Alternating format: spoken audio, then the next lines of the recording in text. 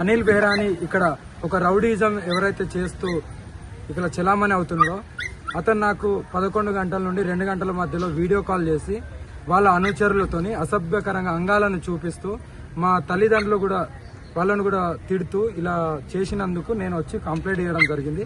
అతని మీద నేను కంప్లైంట్ ఇచ్చాను. ఏదైతే నాకు వీడియో కాల్ చేసి అదంతా రికార్డింగ్ పెట్టుకొని ఎస్ఐ గారికి, సిఐ గారికి, డిఎస్పీ గారికి అందరికి ఇచ్చాను. అది ఇచ్చేసి దీని గురించి అని వచ్చాను. అతను చేసే ఇక్కడ కొంతమంది పిల్లల్ని వెనకాల పెట్టుకొని ఇలా అక్రమాలని దాడులు చేస్తూ వేరే వాళ్ళ మీద కొడుతూ రౌడీజం చేస్తున్నారు కదా.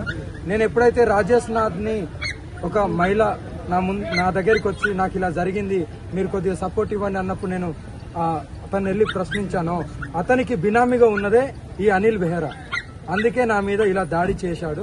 అది ఎందుకు దాడి చేశాడు ఏంటనేది నేను త్వరలోనే కూడా తేల్చుకుంటాను. పోలీసు వాళ్ళు కూడా